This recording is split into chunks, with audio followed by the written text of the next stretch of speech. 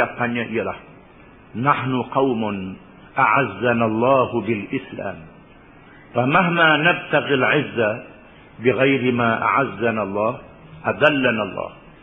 Kita adalah umat yang diberi kemuliaan oleh Allah dengan Islam.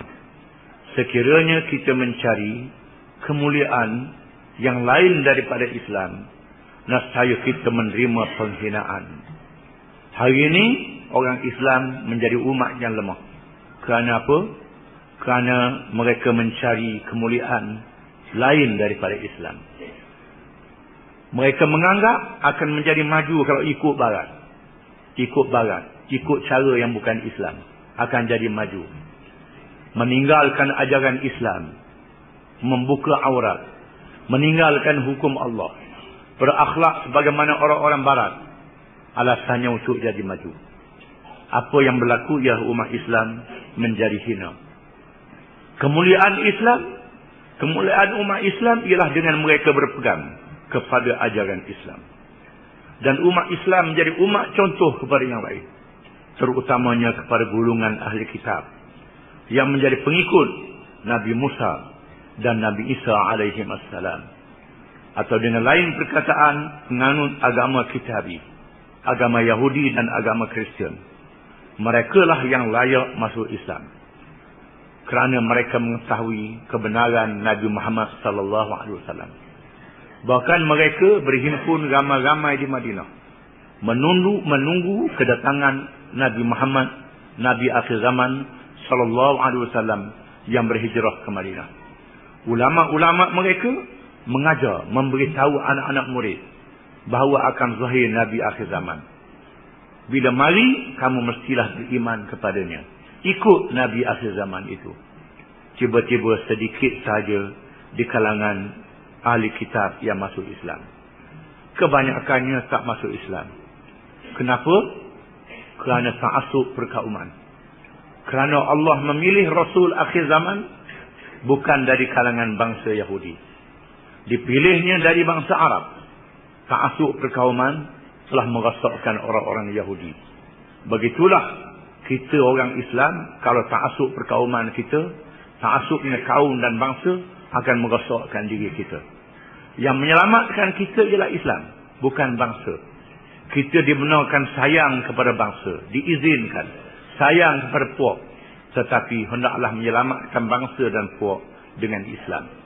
Kalau puak dan bangsa menjadi dasar, menjadi pegangan yang disebut dengan nasionalisme ataupun asabiyah, maka dia dilaknat oleh Rasulullah sallallahu alaihi wasallam. Disebut dalam hadis-hadis yang banyak, Rasulullah mengharamkan kita berpegang dengan asabiyah, yakni ta'assub kepada bangsa walaupun menyeleweng daripada Islam. Yang menyelamatkan kita ialah Islam. Golongan ahli kitab telah menjadi punah, telah menjadi rosak apabila mereka tidak beriman dengan Islam yang dibawa oleh Nabi Muhammad sallallahu alaihi wasallam. Sedikit sahaja di kalangan mereka yang beriman, kebanyakan mereka adalah jahat. Lan yadurrukum illa adha. Mereka tidak dapat memberi mudarat kepada kamu. Golongan ahli kitab tidak boleh menghancurkan agama kamu, tidak boleh memusnahkan agama kamu, tidak boleh menghapuskan agama kamu. Walaupun mereka merancang dengan berbagai-bagai cara untuk menghapus agama Islam, mereka gagal, tidak akan berjaya. Ini ialah jaminan daripada Allah Subhanahu wa taala. Mereka melakukannya di zaman Nabi sallallahu alaihi wasallam dengan menimbulkan persoalan-persoalan yang meragukan orang Islam kepada agama mereka. Menimbulkan pertanyaan-pertanyaan supaya orang Islam murtad, menyeleweng daripada agama mereka. Begitulah hari ini pun mereka menggunakan media yang dikuasai oleh mereka, menyiarkan artikel-artikel, menyiarkan pandangan-pandangan terhadap Islam. Pandangan terhadap Islam untuk meragukan orang kepada agama Islam. Kadang-kadang mereka menggunakan orang-orang yang jahil di kalangan orang Islam. Orang yang jahil di kalangan Islam digunakan untuk menulis Islam. Disiar dalam surah khabar. Dia benar, diizin pandangan yang disiar dalam surah khabar. Surah tentulah pandangannya tak betul. Macam orang ke laut cakap berkenaan tanah padi. Orang tanah padi suruh syarah buat ke laut. Tak betul. Kerana dia tidak ada pengalaman. Itu yang berlaku hari ini. Dia suruhnya sisters ini Islam. Dia suruhnya macam-macam nama. Menulis berkenaan dengan Islam dalam surat khabar. Orang tak mengaji Islam. Tak mengaji Islam, tulis berkenaan dengan Islam. Samalah dengan orang ke laut, tulis berkenaan dengan tanah padi. Orang pergi Kuba, tulis berkenaan pergi ayam. Dan tak betul. Kerana dia tidak ada pengalaman. Maka sudah tentulah akan menyerang. Lan yadurrukum illa adha. Mereka tidak boleh memberi mudarat kepada kamu. Malaikan sekadar menyakiti hati kamu. Menyakiti perasaan kamu. Memang kita sakit hati lah. Dengar kenyataan-kenyataan mereka, tulisan mereka, pandangan mereka. Sebagaimana Nabi dan sahabat-sahabatnya terasa sakit hati dengan sikap orang-orang Yahudi dan Nasara di zamannya. Wa in yuqatilukum yuwallukumul adbar thumma la yunsarun.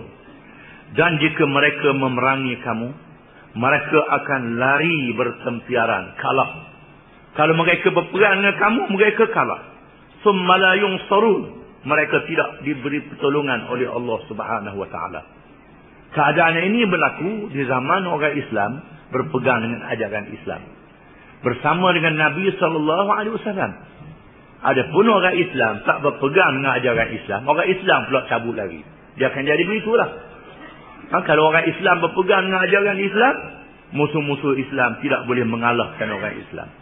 Apa yang disebut dalam ayat ini ialah apabila orang Islam itu melaksanakan sifat-sifat khair ummah, sifat-sifat kebaikan umat, umat yang terbaik, menyuruh kepada yang baik, mencegah kemungkaran dan beriman kepada Allah. Mereka menjadi umat yang kuat. Musuh-musuh mereka tidak boleh menggugat dan tidak boleh menjatuhkan mereka. Sekadar menaburkan fitnah, menyakitkan hati. Kalau mereka menyerang orang Islam, mereka kalah. Mereka lari bertempiaran. Mereka bukan berani sangat. Allah Ta'ala tunjuk sikit dia di zaman kita ni. Apabila golongan Hamas di Palestin, yang bersenjatakan batu lastik saja, lari bertempiaran. Orang Yahudi takut.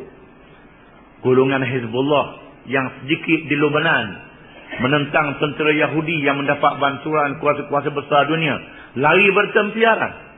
Dengan syarat orang Islam mestilah berpegang dengan agama mereka. Dengan kekuatan iman, kekuatan roh, di samping kekuatan persenjataan. Kalau kekuatan lahir saja, tak ada kekuatan iman, kita tidak boleh mengalahkan mereka. Kalau orang Islam ada kekuatan iman, walaupun jumlah mereka sedikit, mereka menyediakan persediaan kebendaan mengikut kemampuan mereka. Nescaya mereka diberi kemenangan oleh Allah dan musuh-musuh mereka lari bertempiaran.